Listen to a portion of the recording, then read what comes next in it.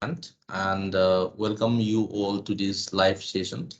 Uh, what we do is you please join, and then you can also simultaneously post your questions, and I will try to address those questions. So before doing that, I'll try to briefly summarize what we have covered in the last 4 weeks so that we have some bit of an idea that what we have covered so far. So uh, firstly, we began looking at the religion and environment and how religion to a large extent has influenced human being of all ages, irrespective of which culture, historical period they belong to. Because we all know that our cultural and spiritual heritage with regards to the environmental protection and also which have to a large extent address the presence of some supernatural beings. And if you look at the World Commission on Environment and Development, it tries to acknowledge that human affairs with, the human tries to reconcile with the natural laws, that is our cultural and spiritual heritage, can to a large extent reinforce our economic interest and also the survival imperatives. So we can also see that there is uh, uh, a presence of fear that sort of bring religion into the environmental movement that can perhaps threaten the objectivity, scientific investigation, and professionalism or democratic values. So these doubts, which has been in the mind for quite some time, has to a large extent uh, began to a complete rejection of the uh, bringing in religion to the domain of this discussion with regards to whether it's the questions of environment, development, or maybe the issues of sustainability. Now, historically, we have learned and religion have, to a large extent, taught us to perceive and also similarly, act upon the uh, non-human nature in terms of a particular human interest, beliefs, and also the social structures. Now, what we have also, dwell upon is that how cultures and religions have, a deep reverence and also respect for nature and all forms of life. So this sort of binary between the relationship between religion and nature, or maybe humankind and nature to a large extent, has been constructed the with the coming of the scientific revolution and the enlightenment period. So we could see that in most of the Western monotheistic religions, there was a general consensus that we should never forget that nature was God's creation and ultimately God's property and not our own. So, in other religious traditions, the distinctions between humans and nature was not so clear. For instance, if you look at the most of the indigenous communities or the indigenous traditions, they tend to see the natural world as people by beings with whom it was necessary to cultivate mutually respectful relationships. Now, what we tries to answer in this particular topic, that is religion and environment, is that how has religion shaped our understanding uh, of and our conduct towards nature, and how has the environmental crisis uh, challenged and transformed the modern theology and also the spiritual practices. Now, what I've done is that by going back to the works of uh, Lin White Jr., particularly his essay, The Historical Roots of Our Ecological Crisis, has to a large extent become an eye-opener in terms of, how religion and nature, or by taking, the Western science, we tends to, looked at how the abuse and exploitations of nature for our immediate gain uh, is being dwelled upon. Now, many religions, particularly, the ancient religion like Buddhism, Jainism, or maybe Hinduism, has tries to question that historically how this uh, the way we deal with nature is perceived to be, unjust, immoral, and unethical. Now, by we have also, tried to, address these relationship of human with nature by picking few religions. I'll come to that in later part of our discussion. Now, what is being peculiar about the works of Lin White in his particular essay is that uh, uh, Christian religion in its Western form is perceived to be one of the most anthropocentric religions the world have seen so far. So, what Christian theology is also, being backed by the modern Western science, and how does, the earlier forms of, Christian uh, religions or Christian teachings have particularly influenced people about their relations with the environment. So, to many of, the the Christian worldview, for instance, object like a tree can be no more than a physical fact. So the whole concept of what we consider as the, the sacred growth, or for that matter, human nature relationship, which is very much uh, into existence in many of the ancient cultures or religions, are being, discarded by many of these religious teachings. Now, one of the main question again is that what we do about ecology depends on our ideas of the man-nature relationship.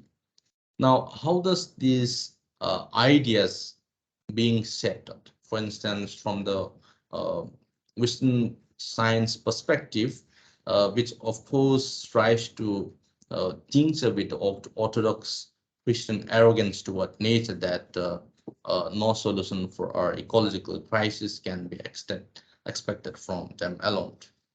Now, what we can see interestingly from, the Buddhism is that the way in which the biodiversity conservation ethics, where humanity is perceived to be an integral part of nature, so that when nature is being defiled or polluted, people ultimately suffer. So such kind of perception has been there right from the beginning. And we have also seen that in the Buddhist teachings, particularly the precept of Buddhism, for instance, the simple message which it says is that do not kill. That is how it tries to see our affinity with all who share the gift of life. So, and many of the community of these monks are being forbidden by the uh, ancient texts called the Vinaya, that they should refrain from, eating or harming uh, animals who are there in the forest.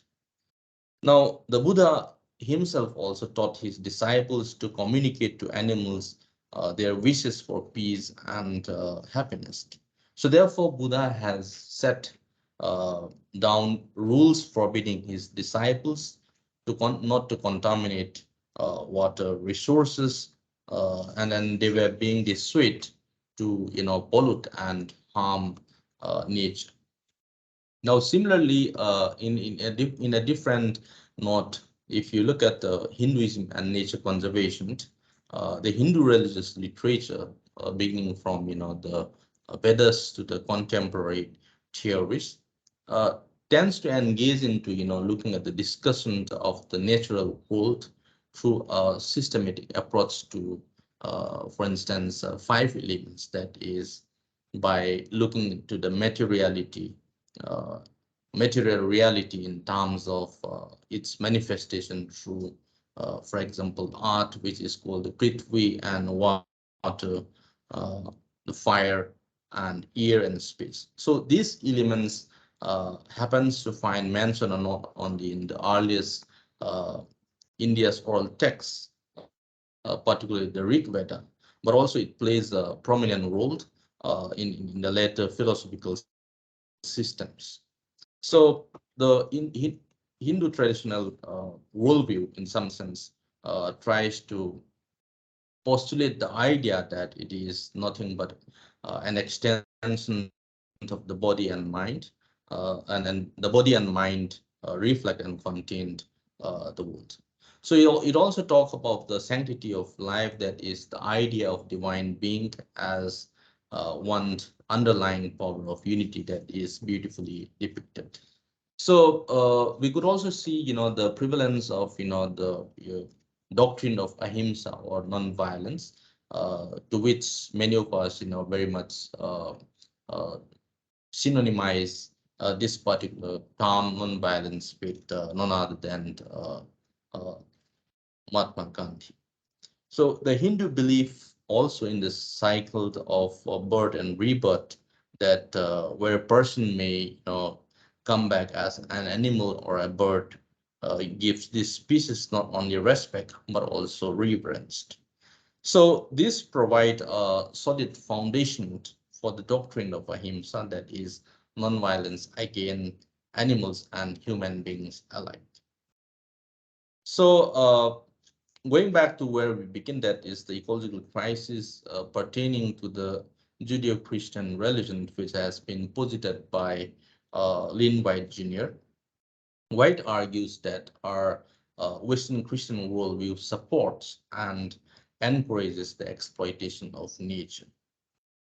So what he has further, argued is that Christianity not only established a dualism of man and nature, but also insisted that it is God's will that man exploit nature for his proper ends. So one of his concluding remark was that the modern Western science was cast in the matrix of Christian theology, amounting to a damning uh, indictment of the Christian community's human nature relationship, particularly in North America.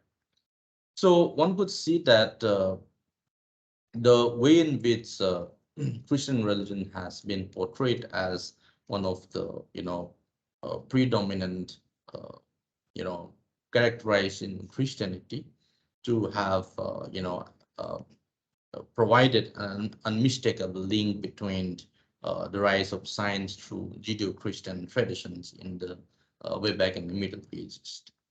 Now we have again, another forms of, people like Pope John Paul II trying to give a rebuttal to, Lynn White's argument by entitling his, essay as the ecological crisis, which again is a common responsibility, and then talks about that how this ecological crisis remains as an urgent moral needs for a new solidarity. So it tries to, draws certain passages from the biblical text and tries to see that, or tries to, posits that the most profound and serious indications on the moral implications underlying the ecological problem is the lack of respect for life. So in a way, it tries to, bring in this uh, uh, giving, the equal respect or reverence even for the every sentient beings. So this environmental issues are perhaps seen to be a moral question or a moral issue. So next we move on to natural resource management. Here we try to look into what are the problems confronting with regards to natural resource management, and what is the necessity of conserving natural resources, because it is perhaps believed that the natural resources which we are using has been rapidly and been used up, and then therefore uh, it is important for us to engage in conserving resources for future generations. And then these are perhaps in the line with what we have, begin with the course and try to familiarize ourselves with the concept of sustainability or sustainable development. So one of the necessity of conserving these natural resources is because given the usual consumption pattern of human being, we there's this a cases of being an in an alarming rate that natural resources are being uh, depleted, and therefore conserving natural resources could reduce the rapid depletion of biodiversity, and also it maintains the balance of these undisputed ecology. So we have multi-dimensional stakeholders. For instance, if you take forests as resources, because there are people who are being directly dependent on forests for their uh, means of livelihood, and we also have and other key players like industrialists who use the raw materials from the forest for manufacturing, such as paper, medicines, furnitures, and so on. And we also have, the, forest departments of the government who owns and, the forest and controls the resources from forest. So nature and wildlife organizations who want to conserve and preserve forests. So therefore, we could see, a multiple stakeholders when we talk about any forms of resources, and forest is one of them. So if we look at the ways in which the methods of conserving forests are being initiated, conservations of forest, particularly, is again a national problem. Maybe if you take the cases of India, and then therefore it requires a perfect coordination between forest department and other departments. And also we have realized that people's participation in the conservation of forest is of vital importance. So therefore we have different act and amendment initiated in order to bring the participations of people. Now, the other important question is that why should we conserve natural resources at all? Because as we all know that nature provides all the basic needs which are necessary to us, uh, uh, although we are overexploiting or overusing these resources. Because if we go uh, on this rate of overexploiting nature, there will be no more resources available in the future. So this is one primary concern, and therefore there is an urgent need to conserve the nature. And some of the way in which we should be, doing this is to maintain an ecological balance for supporting life, and also to preserve different types of biodiversity, and also preserve the natural resources for the not only for the present but also for the future generations. So we have also developed upon the 3 R's formula to save the environment, and 3 R's talks about, or represents reduce, recycled, and reuse. So of late we have mm, the cases of community-based conservations and this community-based natural resource managements approaches happens to be pretty much successful, and it has been to a large extent implemented by many uh, whether it's the non-governmental organizations or maybe at the local level and at the global level. So we have also looked into the debates of uh, the private and the common property, uh, and particularly by basing our argument with the works of uh, the American ecologist Garrett Hardin. His essay titled "The Tragedy of the Commons," which was published in 1968, has tries to draw our attention that particularly what this essay tries to explain the reason why growth stops or declines after a period of time is because of the limited resources shared among groups or individuals. So in a way, one could say that Hardin has been against the very idea of community-owned resources. Rather, resources has to be privately, managed, and then therefore that could possibly, bring sustainability or an ecological balance. So on the other hand, we have people like Elinor Ostrom trying to, being inclusive about the local communities in her book, particularly, governing the commons. So what this particular book tries to argue is that the common property regimes controlling access and harvesting from forests had evolved over long periods of time in all parts of the world, but we rarely give the formal status in the legal codes of developing countries. So therefore, we can say that the common property resources are seen to be equitably and sustainably managed resources by the community of users, as opposed to the free riding common resources.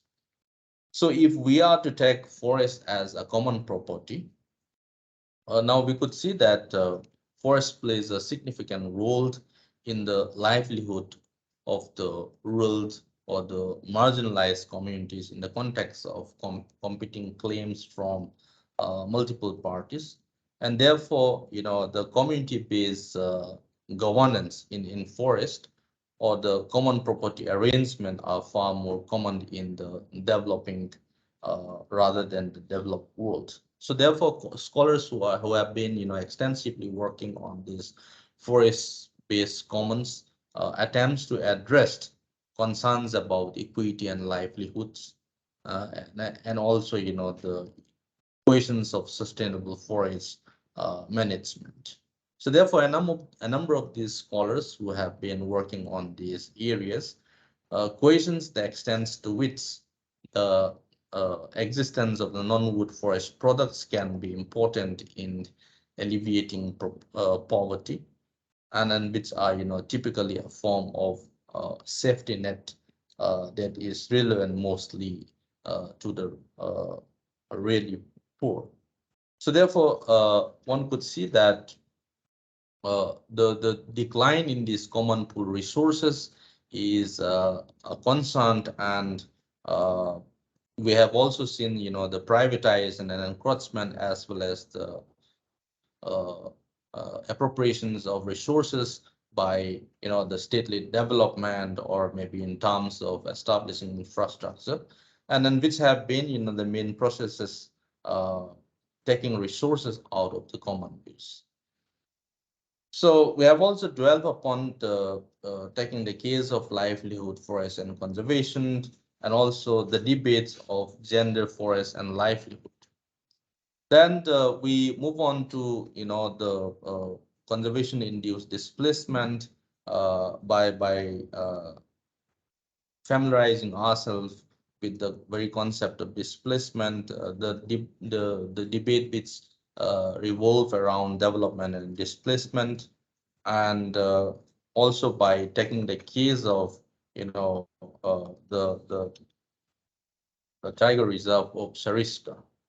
So displacement of late is a primary concern because conservation displacement, like other forms of displacement, uh, have posed a threat not only to the forced removal of people from their homesteads, uh, but also economic displacement by excluding the people from particular areas in terms of getting access or their pursuit of livelihood.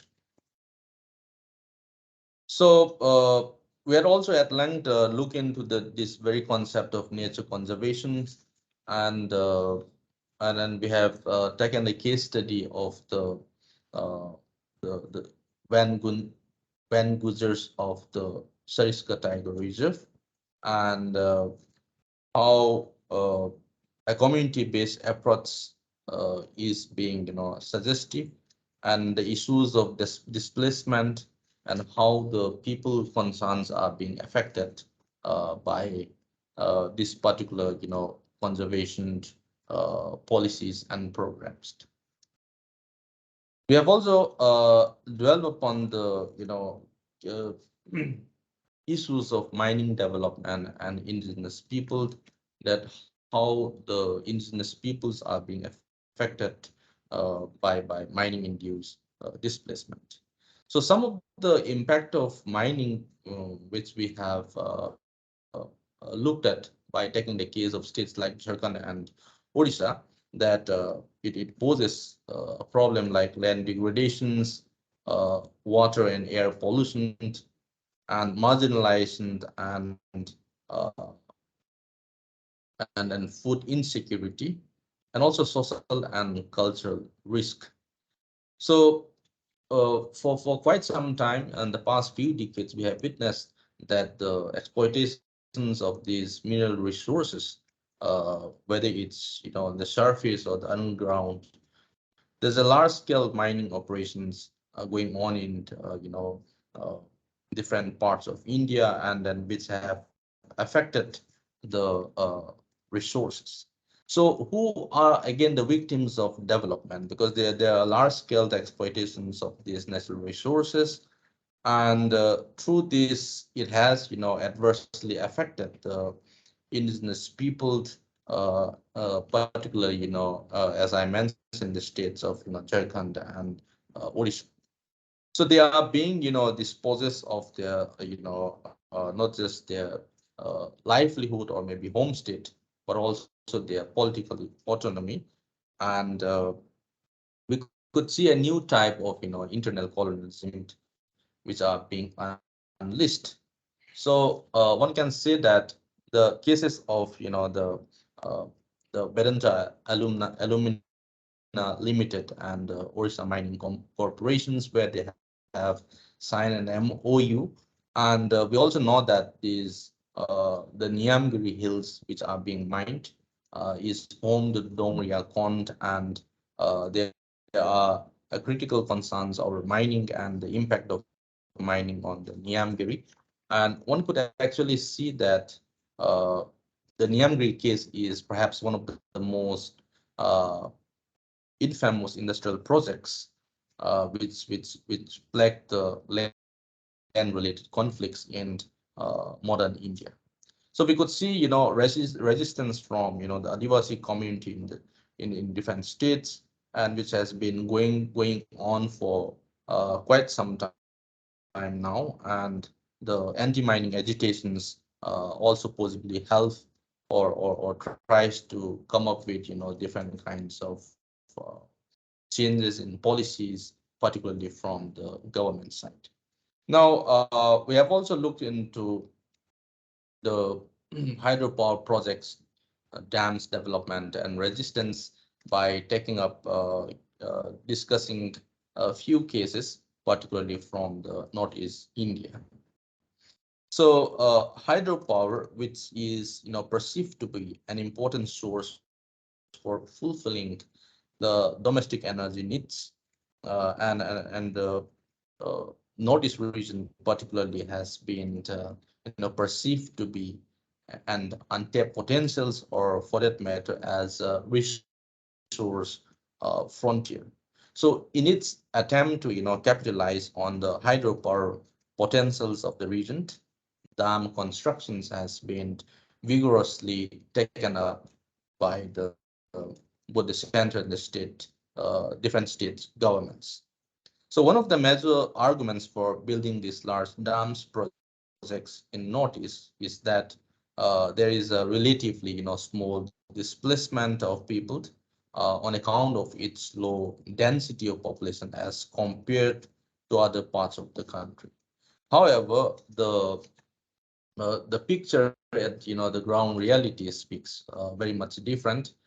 And then we have taken up the cases of the Tipaimuk Dam, and then particularly the Mapo or Mapitil Dam, where we could see that how development has to a large extent impacted on the not just on the life and livelihood of the people concerned, but also in terms of how the common property resources are being impacted. So we could actually see how uh, uh, in the past 4 weeks we have covered so far, and I'll be happy to receive questions and queries if you have in the upcoming live session again. And some of the concerns so far is that I should be circulating the lecture slides or the PowerPoints, so which the technical team would definitely do that. So as of now, we are not able to upload that yet, but we'll soon try to address your concern.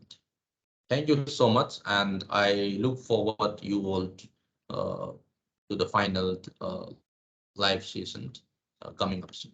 Thank you.